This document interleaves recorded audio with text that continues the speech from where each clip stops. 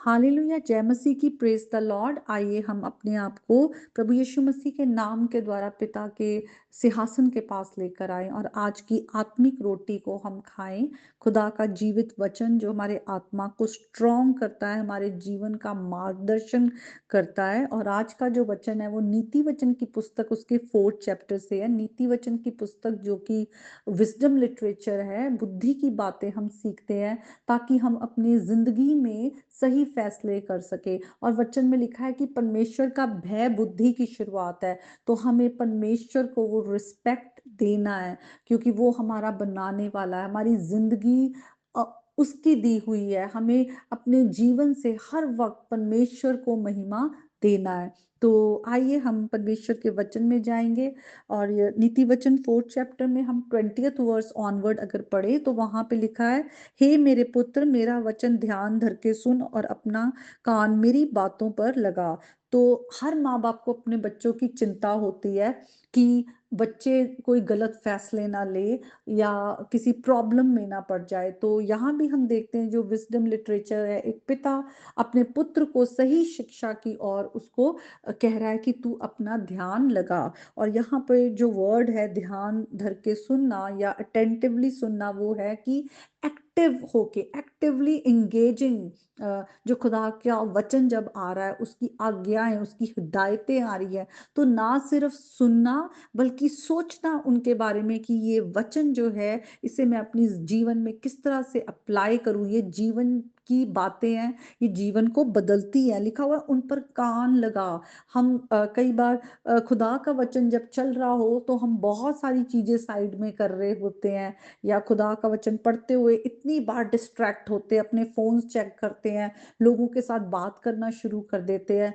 हमें अपने आप को डिसिप्लिन करना है कि हम खुदा के वचन को जब पढ़ते या सुन रहे होते हैं, हम उस पर पूरी तरह से कंसंट्रेट करें, अपने आप को अवेलेबल रखें। कैसे जब कोई फिल्म चल रही हो या कोई शो आ रहा हो तो हम लोगों को कह देते हैं, चुप चुप प्लीज, घर के लोगों को कहते हैं डिस्टर्ब ना करो, पता नहीं चल रहा। या हम रिवाइंड करके देखते हैं।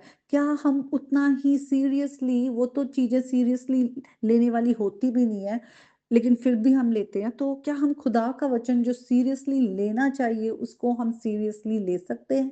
क्योंकि ये जीवन की बातें हैं। लिखा हुआ है, इनको अपनी आंखों की ओट ना होने दे, अपने मन में धारण कर, इसको अपने अंदर बसा ले, इसमें मेडिटेट कर।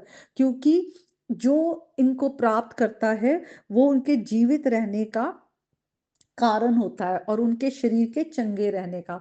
सचमुच खुदा का वचन हमारे माइंड, बॉडी, सोल, स्पिरिट में हीलिंग लेके आता है। कितनी बार हम दबे होते हैं, फंसे होते हैं, हमारे पे परेशानी होती है, डिप्रेशन में आ जाते हैं, एंग्शियस थॉट्स होते हैं, लेकिन खुदा का वचन आकर हमें कैसे छुड़ाता है, हमें शांति देता है और हमारे अंदर डर नहीं रहता। क्योंकि खुदा का वचन हमारे अंदर से सारा डर दूर कर देता है। खुदा के वादे हमारे साथ होते हैं और वो वादों को जब हम पकड़ लेते हैं, क्योंकि खुदा का वचन जो है वो अथॉरिटेटिव वर्ड है और वो ट्रू है, वो सच्चाई है। और जब हम जानते हैं कि ये सच्चाई है तो हम कॉन्फिडेंटली हम खुदा की प्रोमिसेस को पकड़कर अपने अंदर से हर डर से आजाद हो जाते हैं। खुदा का वचन पढ़े आप, उस पर ध्यान दें, उस पर मेडिटेट करें। आगे लिखा है, सबसे अधिक तू अपने मन की रक्षा कर, क्योंकि जीवन का मूल स्रोत वही है। यहाँ पे जो हिंदी में मन है, इंग्लिश में हार्ट, या हम हिंदी में कहें तो हृदय। जो हिब्रू वर्ड में जो हृदय है वो सेंटर सीट है। हमारी जितनी भावनाएं होती है, हमारी सोच होती है और हमारी समझ होती है, सब चीज का सेंटर सीट है। लिखा हुआ है वहां से ही सारी बातें निकलती हैं। तो आज हम क्या सोच रहे हैं, क्या हम बोल रहे हैं, या हम क्या अपने मन में डिजायर कर रहे हैं, ये सब चीजें मैटर करती है। तो हम अपने हृदय की रक्षा करें कि अपने हृदय में हम खुदा के वचन को छिपा लें, और खुदा का वचन ही हमारी मदद करेगा कि हमारे अंदर से, क्योंकि ये वचन हमें धोता है, तो ये वचन मदद करेगा कि हमारे से वो गंदगी जो है निकल जाए। और इसीलिए आगे लिखा है, तू टेढ़ी बात अपने मुंह से ना बोल। हम सचमुच हम परमेश्वर के वेसल हैं, हम उसके मिनिस्टर्स हैं। खुदा ने हमें यीशु मसीह में अलग किया है अपनी मिनिस्ट्री के लिए, अपने अपने साथ हमारे एक रिलेशनशिप के लिए, कि हम उस रिश्ते में आ जाए जो बाप और बेटे का, जैसे यीशु मसीह बेटे हैं, एक आज्ञाकारी बेटे हैं, हम भी प्रभु यीशु मसीह को इमिटेट करें और पिता के आज्ञाकारी बेटे और बेटियां हम बने। आगे लिखा है कि हम अपने आप को जो है किसी भी तरह की चालबाजी की बातें कहने से दूर रखें।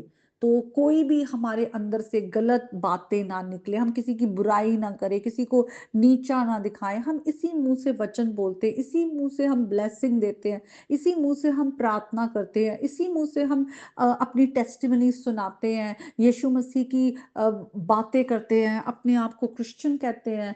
तो क्या ये अच्छा है कि हम इसी मुंह से फिर हम दूसरों की बुराई करें, दूसरों को नीचा करें?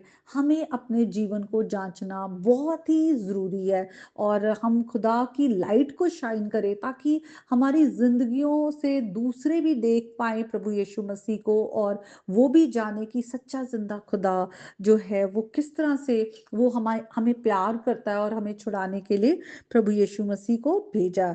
तो आगे लिखा है, तेरी आंखें सामने ही की ओर लगी रहे, तेरी पलकें आगे की ओर खुली रहे। हमें सीधा मार्ग चलना है।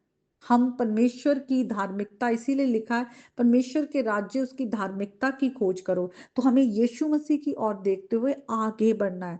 हमें संसार में रहते हुए हमें कई तरह की डिस्ट्रैक्शंस है, पर हमें प्रभु यीशु मसीह का इसीलिए वचन आकर हमें छुड़ाता है। हम वचन को अपने अंदर इतना भर ले कि दूसरी जो फालतू की चीजें हैं उनके लिए हमारे जीवन में जगह ना रहे। हम खुदा के वचन पर मेडिटेट करें, आगे बढ़े, सीधे रास्ते पर चलें। लिखा है, ना तो दाहिनी और मुड़ना, ना बाईं और अपने पाँव को बुराई के मार्ग से चलने से हटा लेना। तो हम किस रास्ते में जाते हैं, किस तरह की संगति में बैठते हैं, हर चीज मैटर करती है। हमें लोगों से प्यार करना है, हमें लोगों को आ, मतलब निग्लेक्ट नहीं करना, या हमें ये नहीं सोचना यहाँ पर कि हम बहुत सेल्फ राइचियस भी हो जाते हैं कि ओ दूसरे लोग तो शायद अच्छे नहीं है, हम अच्छे हैं, या हम तो ऐसे हैं। नहीं, हम सब एक जैसे हैं। हम सबको हमारे सेवियर की जरूरत है, प्रभु यीशु मसीह की जरूरत है। वही है जो हमारे पापों को माफ करते हैं, उन्हीं को अधिकार है पापों को क्षमा करने का, और हम उनके लहू से ही धुलकर पाक और साफ होते हैं, और उनकी धार्मिकता के द्वारा ही परमेश्वर के सिंहासन के आगे खड़े हो पाते हैं। और खुदा के साथ हम जब रिश्ते में आते हैं, हमें खुदा का आत्मा जो हमें मिलता है, खुदा का आत्मा ही हमारे अंदर सफाई करता है। खुदा का वचन हम पढ़ते हैं, और खुदा का आत्मा हमें टाइम टू टाइम जो है खुदा के वचन को याद दिलाता है। जब हम किसी भी तरह की परिस्थिति में होते हैं जहाँ पे हमें सही फैसला करना हो, तो वचन आकर हमें छुड़ाता है कि नहीं, ये गलत रास्ता है, इस पर नहीं चलना, ये सही रास्ता है, इस पर चलना है। तो हमें आज प्रभु को थैंक यू कहना चाहिए कि खुदा का जीवित वचन हमारे पास है। वो एक अच्छा पिता है जो हमें प्रोटेक्ट करता है कि हम किसी भी तरह की परेशानी में ना पड़े। परमेश्वर के साथ हम एक रिश्ते में हम बढ़ते जाएं, नजदीकी में बढ़ते जाएं, अपने पिता से हम अलग ना हो।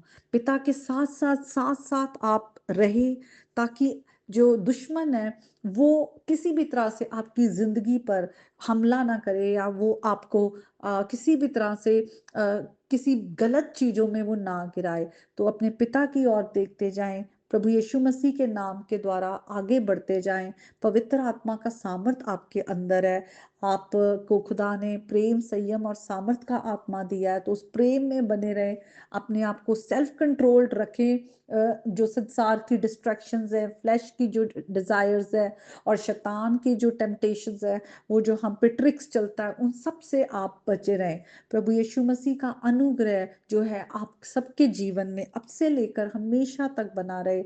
जो होली स्पिरिट का आपके साथ जो सहभागिता है, वो फेलोशिप है, वो आपके साथ हमेशा रहे। और खुदा बाप का जो प्रेजेंस है, उनका प्रेम है, वो आपकी सबकी जिंदगी में अब से लेकर हमेशा तक बना रहे, प्रभु यीशु मसीह के नाम में। आमीन। May God bless you all.